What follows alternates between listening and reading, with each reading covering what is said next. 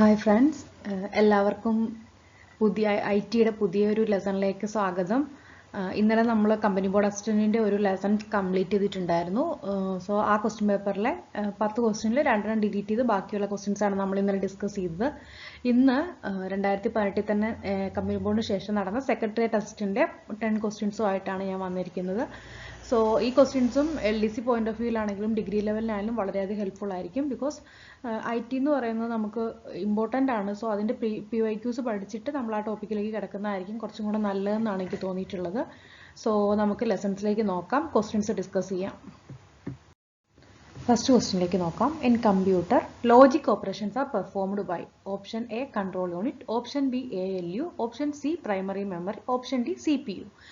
ഇതാണ് ഇന്നത്തെ ആദ്യത്തെ ക്വസ്റ്റ്യൻ. സോ ഇതിനകത്ത് നിങ്ങൾ ഇന്നത്തെ ക്വസ്റ്റ്യൻ പേപ്പറിലെ ആദ്യത്തെ ക്വസ്റ്റ്യൻ കണ്ടാൽ അറിയാം, ഇതിനകത്ത് ഇന്നലത്തെ ഒരു ക്വസ്റ്റ്യൻ്റെ ഓപ്ഷൻ കിടപ്പുണ്ട്, ഒരു ക്വസ്റ്റ്യൻ്റെ ആൻസർ ആയിട്ടുള്ള സംഭവം ഇവിടെ കിടപ്പുണ്ട്. സോ നമ്മൾ ആ ക്വസ്റ്റ്യൻ പഠിച്ചിട്ടാണ് വരുന്നതെങ്കിൽ നിങ്ങൾക്കിപ്പോൾ ഇതിൻ്റെ ഓപ്ഷൻസ് കാണുമ്പോൾ ഇതിപ്പോൾ എല്ലാവർക്കും അറിയുന്ന ക്വസ്റ്റ്യൻ ആയിരിക്കും, സിമ്പിൾ ക്വസ്റ്റ്യൻ ആണ്.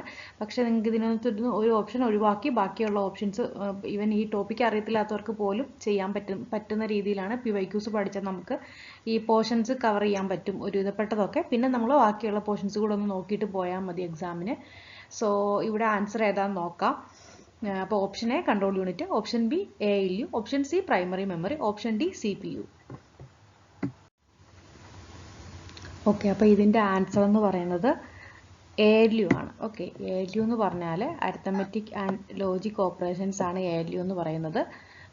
സോ അരിത്തമെറ്റിക് ഓപ്പറേഷനും ലോജിക് ഓപ്പറേഷൻസ് നിങ്ങൾക്ക് അറിയുണ്ടാവും, ആൻഡ് ഓർ എന്നൊക്കെ വെച്ചിട്ട്. നമുക്കത് ഡീറ്റെയിൽ ആയിട്ട് പിന്നെ നോക്കാം. പിന്നെ കൺട്രോൾ യൂണിറ്റ് ഇന്നലെ പറഞ്ഞിരുന്നു. പിന്നെ പ്രൈമറി മെമ്മറികളുണ്ടല്ലോ, അപ്പോൾ അത്. പിന്നെ CPU ആണ് ഇന്നലെ നമ്മൾ ഡിസ്കസ് ചെയ്ത ക്വസ്റ്റ്യൻ. അതായത് സെൻട്രൽ പ്രോസസ്സിംഗ് യൂണിറ്റ് ആണ്, ബ്രെയിൻ ഓഫ് ദി കമ്പ്യൂട്ടർ ആണ് CPU എന്ന് പറയുന്നത്. സോ ആ ക്വസ്റ്റ്യൻ ഇന്നലെ നമ്മൾ ഡിസ്കസ് ചെയ്തിരുന്നു. സോ നിങ്ങൾക്ക് തന്നെ നോക്കിയാൽ മനസ്സിലാവും, നിങ്ങൾ കുറച്ച് ക്വസ്റ്റ്യൻസ് IT ചെയ്ത് കഴിയുമ്പോൾ തന്നെ ഒരുവിധപ്പെട്ടതൊക്കെ ചിലതൊക്കെ റിപ്പീറ്റ് ചെയ്യുന്നു, ചിലതൊക്കെ ഓപ്ഷൻസ് മാറിയൊക്കെ വരുന്നു. സോ നിങ്ങൾ എന്തായാലും PYQs പഠിക്കണം, ആ കാര്യത്തിൽ ഒരു ഉപേക്ഷ വിചാരിക്കരുത്. ഓക്കെ, നമുക്ക് നെക്സ്റ്റ് ക്വസ്റ്റ്യനിലേക്ക് നോക്കാം. സെക്കൻഡ് ക്വസ്റ്റ്യൻ എന്ന് പറഞ്ഞാൽ dash is A volatile memory. ഇതിനകത്ത് ഏതാണ് വോളറ്റൈൽ മെമ്മറി എന്നാണ് ചോദിക്കുന്നത്. Option A SRAM, option B DRAM, option C both A and B, option D none of this. ഇതിനകത്ത് ഏതാണ് വോളറ്റൈൽ മെമ്മറി എന്നാണ് ചോദിക്കുന്നത്. ഓക്കെ, SRAM ആണോ DRAM ആണോ, SRAM ഉം DRAM ഉം വോളറ്റൈൽ മെമ്മറി ആണോ, പിന്നെ ഇതിന് മൂന്നും അല്ലാത്ത ഓപ്ഷൻസ് ആണോ എന്നാണ് ചോദിക്കുന്നത്.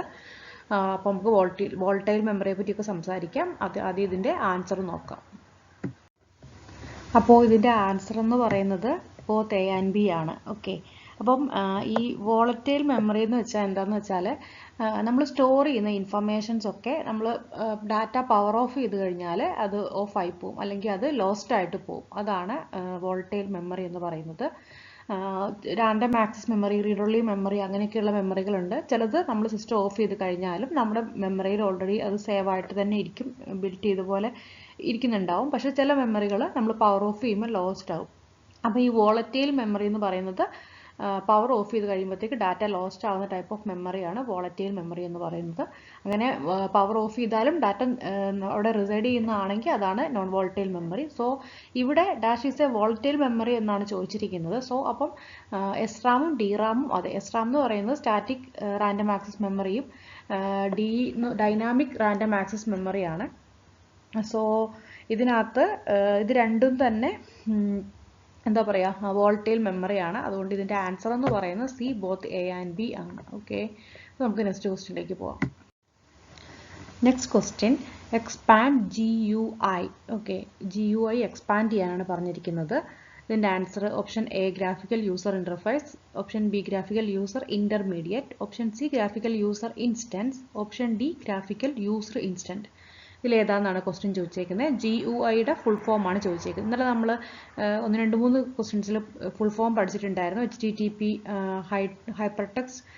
ഹൈപ്പർടെക്സ്റ്റ് ട്രാൻസ്ഫർ പ്രോട്ടോക്കോൾ ആണ്. പിന്നെ അതുപോലെ എന്താ പഠിച്ചിരുന്നത്, HTML, അതായത് ഹൈപ്പർടെക്സ്റ്റ് മാർക്കപ്പ് ലാംഗ്വേജ്, അങ്ങനെയുള്ള കുറച്ച് ഫുൾ ഫോംസ് ഒക്കെ പഠിച്ചിട്ടുണ്ടായിരുന്നു. സോ ഇങ്ങനത്തെ ടേംസ് ഒക്കെ ചോദിക്കാൻ ചാൻസ് ഉണ്ട് കേട്ടോ. GUI കുറേ ഉണ്ട് അങ്ങനത്തെ. അത് നമുക്ക് പിന്നീട് ചാപ്റ്ററിൽ അങ്ങനത്തെ ക്വസ്റ്റ്യൻസ് ഡിസ്കസ് ചെയ്യാം. ഇതിനകത്ത് എക്സ്പാൻഡ് GUI. ഓക്കെ, GUI എന്താ ആൻസർ എന്ന് നോക്കാം നമുക്ക്. അപ്പം ഇതിൻ്റെ കറക്റ്റ് ആൻസർ എന്ന് പറയുന്നത് ഓപ്ഷൻ എ തന്നെയാണ്, ഗ്രാഫിക്കൽ യൂസർ ഇൻ്റർഫേസ് ആണ് ഇതിൻ്റെ. GUI എന്ന് പറഞ്ഞാൽ ഗ്രാഫിക്കൽ യൂസർ ഇൻ്റർഫേസ്. ഇതൊരു യൂസർ ഇൻ്റർഫേസ് ആണ്. സോ ഇതിൻ്റെ റൈറ്റ് ആൻസർ ഓപ്ഷൻ എ ആണ്. ഇത് ഗ്രാഫിക്കൽ യൂസർ ഇൻ്റർഫേസ് എന്നുള്ളത് നമുക്ക് പെട്ടെന്ന് കിട്ടണം, കാരണം ഇത് graphical user intermediate, graphical user instance അങ്ങനെയൊക്കെ വരാനുള്ള ചാൻസ് കുറവാണ്. സോ നമുക്ക് ഈ ഒരു GUI എന്നൊക്കെ കേൾക്കുമ്പോൾ കുറച്ച് കമ്പ്യൂട്ടറുമായിട്ട് റിലേറ്റ് ചെയ്ത ആളാണെങ്കിൽ ഗ്രാഫിക്കൽ യൂസർ ഇൻ്റർഫേസിൽ തന്നെ എത്തും. സോ ഇതിൻ്റെ right answer option A, graphical user interface. അടുത്ത question, IC chips are used in which generation of computers? IC chips ഏത് ജനറേഷൻ കമ്പ്യൂട്ടേഴ്സ് മുതലാണ് ഉപയോഗിക്കാൻ തുടങ്ങിയിരുന്നത്, അല്ലെങ്കിൽ ഏത് ജനറേഷൻ കമ്പ്യൂട്ടറിലാണ് ഉപയോഗിച്ചിരുന്നത്?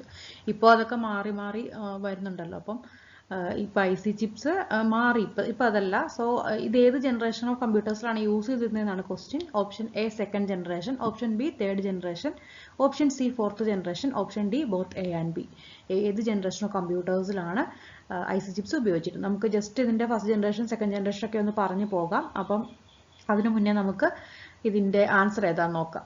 ഓക്കെ, സെക്കൻഡ് ജനറേഷനാണോ തേർഡിലാണോ ഫോർത്തിലാണോ നമ്മൾ IC ചിപ്സ് കമ്പ്യൂട്ടേഴ്സിൽ ഉപയോഗിച്ചുകൊണ്ടിരിക്കുന്നതെന്നൊക്കെ നമ്മളിപ്പോൾ ഒരുപാട് എല്ലാവരും കമ്പ്യൂട്ടറുമായിട്ട് റിലേറ്റ് ചെയ്ത് പഠിക്കുകയും വർക്ക് ചെയ്യുകയൊക്കെ ചെയ്യുന്നതാണ്. അപ്പം നമുക്ക് അറിയണമല്ലോ ഇതിൻ്റെ ഒരു ഓരോ ജനറേഷനിൽ എങ്ങനെ ഉപയോഗിച്ചാണ് നമ്മൾ ഇന്ന് കാണുന്ന കമ്പ്യൂട്ടറിലെ ഇതിലേക്ക് എത്തിയെന്നൊക്കെ നമുക്ക് ജസ്റ്റ് ഒന്ന് അറിഞ്ഞിരിക്കണ്ടേ. സോ എക്സാം പോയിന്റ് ഓഫ് വ്യൂവിലും നല്ല ഇമ്പോർട്ടൻ്റ് ആണ്. ഇതൊന്ന് ജസ്റ്റ് അറിഞ്ഞിരിക്കുന്നത് നല്ലതാണ്. സോ നമുക്കിതിൻ്റെ ആൻസറിലേക്ക് പോകാം. അപ്പോൾ ഇതിൻ്റെ ആൻസർ എന്ന് പറയുന്നത് തേർഡ് ജനറേഷനാണ്. തേർഡ് ജനറേഷൻ ഓഫ് കമ്പ്യൂട്ടേഴ്സിലാണ് നമ്മൾ ഈ ഒരു IC ചിപ്സ് ഉപയോഗിച്ചിരുന്നത്. ഓക്കെ, തേർഡ് ജനറേഷൻ ഓഫ് കമ്പ്യൂട്ടേഴ്സിലാണ് IC ചിപ്പ്. അപ്പോൾ ഫസ്റ്റ് ജനറേഷൻ ഓഫ് കമ്പ്യൂട്ടേഴ്സിൽ നമ്മൾ എന്തായിരിക്കും ഉപയോഗിച്ചിട്ടുണ്ടാവുക? ഓക്കെ, ഫസ്റ്റ് ജനറേഷൻ ഓഫ് കമ്പ്യൂട്ടേഴ്സിൽ നമ്മൾ വാക്വം ട്യൂബ്സ് ആണ് ഉപയോഗിച്ചിട്ടുണ്ടായിരുന്നത്. അതിനുശേഷം സെക്കൻഡ് ജനറേഷൻ ഓഫ് കമ്പ്യൂട്ടേഴ്സിൽ ട്രാൻസിസ്റ്റേഴ്സ് ഉപയോഗിച്ചിട്ടാണ് നമ്മൾ കമ്പ്യൂട്ടറിൽ ഉപയോഗിച്ചുകൊണ്ടിരുന്നത്. സോ അത് കഴിഞ്ഞിട്ടാണ് നമ്മൾ തേർഡ് ജനറേഷനിലെ IC ചിപ്സ് ഉപയോഗിച്ചിട്ട് IC ചിപ്സ് ഒക്കെ കമ്പ്യൂട്ടറിൽ ഉപയോഗിക്കാൻ തുടങ്ങിയത്. അതിനുശേഷം ഫോർത്ത് ജനറേഷൻ ഉണ്ട് അല്ലേ. ഫോർത്ത് ജനറേഷനിൽ ഇപ്പോൾ എന്താ യൂസ് ചെയ്തുകൊണ്ടിരിക്കുന്നത്? മൈക്രോ പ്രോസസ്സേഴ്സ് ആണ് നമ്മൾ ഉപയോഗിക്കുന്നത്. നമ്മൾ ഇന്ന് കാണുന്ന ലാപ്ടോപ്പിലും അതിനകത്തൊക്കെ മൈക്രോ പ്രോസസ്സറാണ് ഉപയോഗിക്കുന്നത്. ഓക്കെ, ഈ ട്രാൻസിസ്റ്റർ എല്ലാം കൂടെ കൂടി ഒരു ചിപ്പായിട്ട് മൈക്രോ പ്രോസസ്സറായിട്ടാണ് ഒരുപാട് IC ചിപ്സ് ചേർന്നതാണ്. ഒരുപാട് ട്രാൻസിസ്റ്റേഴ്സ് ചേർന്ന് ഒരുമിച്ചാണ് IC ചിപ്സ് ഉണ്ടായത്.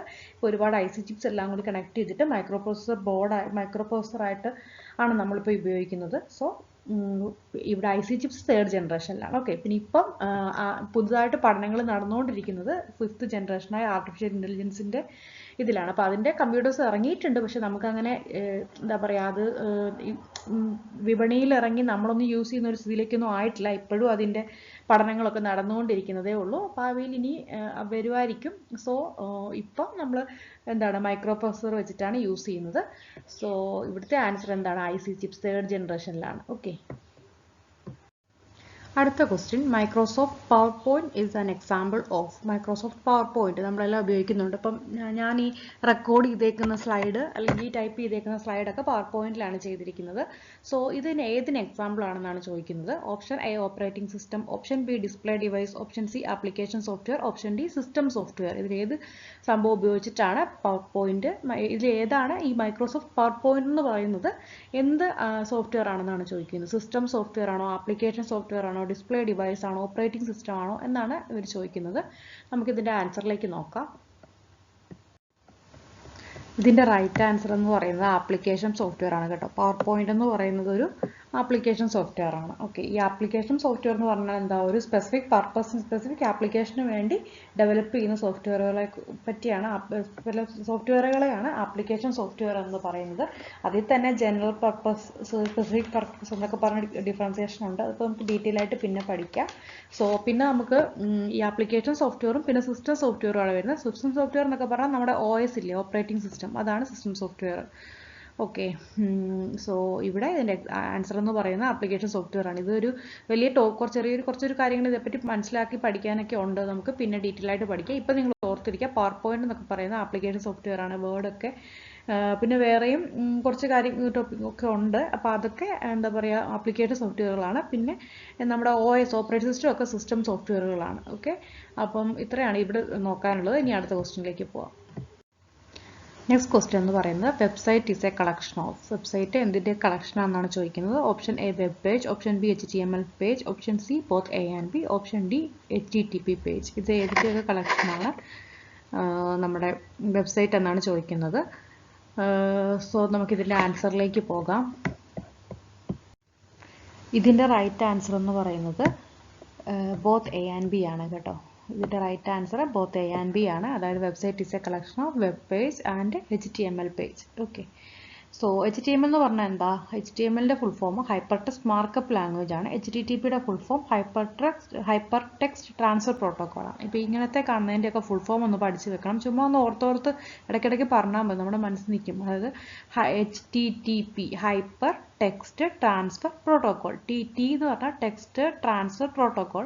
പിന്നെ HTML hyper text markup language HTML. So ഞാനിങ്ങനെ പറയുന്നത് ചിലപ്പോൾ ഈ കമ്പ്യൂട്ടറുമായിട്ട് റിലേഷൻ ഇല്ലാത്തവർ ഈ വീഡിയോ കാണുവാണെങ്കിൽ അവർക്ക് അവൻ്റെ ടേംസ് കുറച്ചൊരു ബുദ്ധിമുട്ടല്ല, ഒരു കൺഫ്യൂഷൻ പോലെ തോന്നണ്ടെന്ന് ഓർത്തിട്ടാണ് ഞാൻ എടുത്തെടുത്ത് പറയുന്നത്. HTML hyper text markup language ആണ്. HTTP എന്ന് പറഞ്ഞാൽ ഹൈപ്പർ ടെക്സ്റ്റ് ട്രാൻസ്ഫർ പ്രോട്ടോക്കോൾ ആണ്. ഓക്കെ, അപ്പോൾ ഇത്രയാണ് ഇതിനകത്ത് answer both A and B ആണ് കേട്ടോ.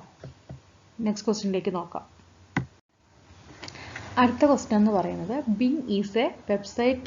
Option A website, option B business software, option C search engine, option D social media. Bing എന്ന് പറയുന്നത് വെബ്സൈറ്റ് ആണോ, ബിസിനസ് സോഫ്റ്റ്വെയർ ആണോ, സെർച്ച് എഞ്ചിൻ ആണോ, സോഷ്യൽ മീഡിയ ആണോ എന്നാണ് ക്വസ്റ്റ്യൻ. നിങ്ങൾ ശരിക്കും ആലോചിച്ച് നോക്കുക. ബിങ് എന്ന് പറഞ്ഞ് നിങ്ങൾ കേട്ടിട്ടുണ്ടാവും. കുറച്ച് നാൾ ഇപ്പോൾ യൂസ് ചെയ്യുന്നതല്ല, ഇച്ചിരി മുന്നേ ഒക്കെ യൂസ് ചെയ്തിരുന്നതാണ്, കുറച്ച് കാലം മുന്നേ. നമുക്കിപ്പം ഡെയിലി നമ്മളിപ്പോൾ ഒരു ബ്രൗസ് ചെയ്യുമ്പോൾ ഒന്നും കാണുന്നതല്ല. എങ്കിലും നിങ്ങൾ ഒന്ന് ഓർത്ത് നോക്കുക, ആൻസർ കിട്ടുന്നുണ്ടോ നോക്കുക, അല്ലെങ്കിൽ നമുക്ക് ആൻസറിലേക്ക് പോകാം. ഓക്കെ, അപ്പോൾ ഇതിൻ്റെ റൈറ്റ് ആൻസർ എന്ന് പറയുന്നത് നമുക്ക് സെർച്ച് എഞ്ചിനാണ് കേട്ടോ. ഇതിൻ്റെ റൈറ്റ് ആൻസർ ഏതാണ്? സെർച്ച് എഞ്ചിനാണ്. അപ്പം ബിങ് ഈസ് എ സെർച്ച് എഞ്ചിനാണ്. കാരണം പണ്ട് നമ്മൾ ഉപയോഗിച്ചിരുന്ന യാഹൂ അങ്ങനെയുള്ള സംഭവങ്ങളൊക്കെ അല്ലേ, ask.com അങ്ങനെ കുറച്ച് സൈറ്റുകളൊക്കെയാണ് പണ്ട് സെർച്ച് എഞ്ചിനായിട്ട് ഉപയോഗിച്ചുകൊണ്ടിരുന്നത്. ഇപ്പോഴാണ് നമ്മൾ ഇൻ്റർനെറ്റ് എക്സ്പ്ലോററും ഗൂഗിളും, കൂടുതൽ ഇപ്പോൾ ഗൂഗിൾ ക്രോം ഒക്കെയാണ് യൂസ് ചെയ്യുന്നത്. അപ്പം അങ്ങനെയൊക്കെ ഉപയോഗിക്കുന്നത്. പണ്ട് കാലത്ത് വേറെ കുറച്ച് സോഫ്റ്റ്വെയർ, ഇപ്പോൾ അതൊക്കെ ഇപ്പം അത്രയും കാണാറില്ല. ബിങ്ങൊന്നും ഇപ്പോൾ അങ്ങനെ ഉപയോഗിക്കുന്നുണ്ടെന്ന് എനിക്ക് തോന്നുന്നില്ല. സോ ബിങ് സെർച്ച് എഞ്ചിനാണ് കേട്ടോ. പിന്നെ നമുക്ക് കുറച്ച് സോഷ്യൽ മീഡിയയ്ക്ക് എക്സാമ്പിൾ പറയാൻ പറ്റുമോ? സോഷ്യൽ മീഡിയ കുറച്ച് ചിലത് യൂട്യൂബൊക്കെ സോഷ്യൽ മീഡിയ ആണെന്നാണ് ചിലരെങ്കിലും വിചാരിച്ചിരിക്കുന്നത്. പക്ഷേ യൂട്യൂബ് ഒന്നും സോഷ്യൽ മീഡിയ അല്ല കേട്ടോ.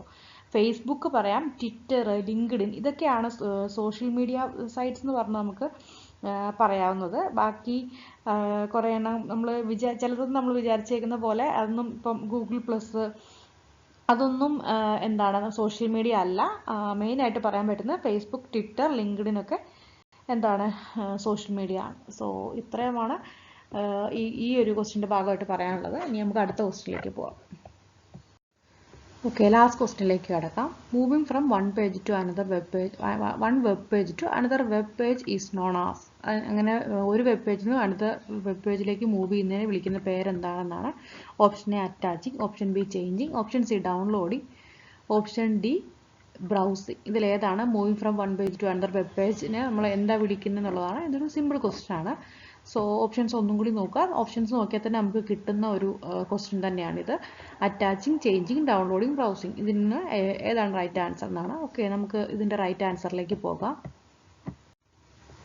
ഓക്കെ, ഇതിൻ്റെ റൈറ്റ് ആൻസർ നിങ്ങൾക്ക് ക്വസ്റ്റ്യൻ കാണുമ്പോൾ തന്നെ മനസ്സിലായിട്ടുണ്ടാകും. ഇതിൻ്റെ റൈറ്റ് ആൻസർ ബ്രൗസിങ് ആണ്. നമ്മൾ എന്താ പറയുക, നമ്മളൊരു ബ്രൗസ് ചെയ്തിട്ട് ഒരു പേജിലെത്തി. അവിടെ നിന്ന് നമ്മൾ എന്തെങ്കിലും ഒരു ലിങ്ക് ക്ലിക്ക് ചെയ്തിട്ട് നമ്മൾ അതിൻ്റെ ഒരു കണ്ടിന്യൂവേഷൻ ആയിട്ട് നെക്സ്റ്റ് പേജിലേക്ക് പോകുന്നു. പിന്നെ നമ്മൾ അടുത്ത പേജിലേക്ക് പോകുന്നു. അങ്ങനെ നമ്മൾ പിന്നെ എന്തെങ്കിലും ഒരു ഇൻഫർമേഷൻ റീഡ് ചെയ്യാനൊക്കെ ആയിട്ട് നമ്മളിങ്ങനെ പേജുകൾ ഒന്നിൽ നിന്ന് മറ്റൊന്നിലേക്ക് മൂവ് ചെയ്യുന്നതിന് പറയുന്ന പേര് ഓഫ് കോഴ്സ് ബ്രൗസിങ് ആണ്. കാരണം നമുക്കറിയാം അറ്റാച്ചിങ് എന്ന് പറഞ്ഞാൽ എന്താ, നമ്മൾ മെയിലൊക്കെ ചെയ്യുമ്പോൾ അറ്റാച്ച് ചെയ്യുന്ന, അതായത് നമ്മൾ ഡോക്യുമെൻറ്റ്സ് ഒക്കെ അറ്റാച്ച് ചെയ്യുമല്ലോ, ആ ഒരു സംഭവമാണ് അറ്റാച്ചിങ്. ചേഞ്ചിങ് അങ്ങനെ ഒരു സംഭവം ഉണ്ടെന്ന് തോന്നുന്നില്ല ഇതുമായിട്ട് ബന്ധപ്പെട്ട്. പിന്നെ ഡൗൺലോഡ് എന്താ, നമ്മളൊരു ഫയൽ നമ്മുടെ ആവശ്യത്തിന് വേണ്ടി PDF ഫയലോ ഒക്കെ ഡൗൺലോഡ് ചെയ്യാവുന്നത് സോഴ്സിൽ നിന്ന് ഡൗൺലോഡ് ചെയ്തെടുക്കുന്നു. അതിനെന്തായാലും മൂവ് ചെയ്യുന്ന സംഭവമല്ലോ, അത് ഡൗൺലോഡിങ് തന്നെയാണ്. പിന്നെ നമുക്ക് ഇതിൻ്റെ ആൻസർ ഇതായിരിക്കും, ബ്രൗസിങ് ആയിരിക്കും. ഓക്കെ, ഇത്രയും ക്വസ്റ്റ്യൻസ് ആണ് നമ്മളിന്ന് ഡിസ്കസ് ചെയ്തത്. ഇതൊക്കെ തന്നെ സെക്രട്ടേറിയറ്റ് അസിസ്റ്റന്റ് 2018 ക്വസ്റ്റ്യൻ പേപ്പറാണ്. നമ്മുടെ VO ക്വസ്റ്റ്യൻ പേപ്പറുമായിട്ട് നോക്കുമ്പോൾ നമുക്ക് നന്നായിട്ട് മനസ്സിലാവും. ഇതേ ഒരു നിലവാരത്തിലുള്ള ക്വസ്റ്റ്യൻസ് തന്നെ VOയ്ക്ക് ചോദിച്ചിട്ടുണ്ട്. സോ VOയുടെ ക്വസ്റ്റ്യനോടൊപ്പം അതൊക്കെ നമുക്കിനി വരുന്ന വഴിക്ക് ഡിസ്കസ് ചെയ്യാം. Don't worry. സോ ഇപ്പോൾ ഈ ക്വസ്റ്റ്യൻസ് നിങ്ങൾ പഠിച്ചു വെക്കുക. ഇതിൻ്റെ ഏകദേശം ഒരേ നിലവാരം ഉള്ളത് കൊണ്ടാണ് ഈ ക്വസ്റ്റ്യനും കൂടി ഇപ്പോൾ ഈ LDC എക്സാം വരുന്ന സമയത്ത് ഞാൻ ഡിസ്കസ് ചെയ്യുന്നത്. സോ നിങ്ങൾ ഈ ക്വസ്റ്റ്യൻസ് എല്ലാം നന്നായിട്ട് പഠിക്കുക. കൂടുതൽ IT യുടെ ക്ലാസ്സുകളായിട്ട് ഞാൻ വീണ്ടും വരുന്നതായിരിക്കും. ഓക്കെ, അപ്പോൾ നിങ്ങൾക്ക് ക്ലാസ് ഇഷ്ടപ്പെട്ടിട്ടുണ്ടെങ്കിൽ നിങ്ങൾ എന്തായാലും സബ്സ്ക്രൈബ് ചെയ്യണം, ലൈക്ക് ചെയ്യുക, ഷെയർ ചെയ്യുക. നിങ്ങൾക്ക് കൂടുതൽ അപ്പം പുതിയ വീഡിയോസൊക്കെ ഇടുമ്പോഴത്തേക്കും നിങ്ങൾക്ക് പെട്ടെന്നത് എന്താ പറയുക നോട്ടിഫിക്കേഷൻ ആയിട്ട് വരികയും കാണുകയൊക്കെ ചെയ്യാം. ഓക്കെ, ഈ IT-യുടെ കുറേ ക്ലാസ്സുകൾ എടുക്കണം എന്ന് എനിക്ക് ആഗ്രഹമുണ്ട്. ഞാനത് കണ്ടിന്യൂസ് ആയിട്ട് എടുക്കാം. നിങ്ങൾ കമൻ്റായിട്ട് നിങ്ങൾക്ക് വേണ്ട ക്വസ്റ്റ്യൻ പേപ്പറൊക്കെ പറയുവാണെങ്കിൽ അതിലെ ക്വസ്റ്റ്യൻസ് ഡിസ്കസ് ചെയ്യുകയും ചെയ്യാം, ടോപ്പിക്സും ഡിസ്കസ് ചെയ്യാം. Okay, thank you. അപ്പോൾ കൂട്ടുകാരെല്ലാം നമ്മുടെ ചാനൽ സബ്സ്ക്രൈബ് ചെയ്യുകയും ലൈക്ക് ചെയ്യുകയും ചെയ്യുമെന്ന് പ്രതീക്ഷിക്കുന്നു. കൂടുതൽ വീഡിയോസുമായിട്ട് നമുക്ക് വീണ്ടും കാണാം. നിങ്ങൾ ഇതേപോലെ PSC പഠിക്കുന്നവർക്കും IT-യുടെ ക്ലാസ്സുകൾ താല്പര്യമുള്ളവർക്കും നിങ്ങൾ വീഡിയോസ് ഷെയർ ചെയ്ത് കൊടുക്കുക. Okay, thank you.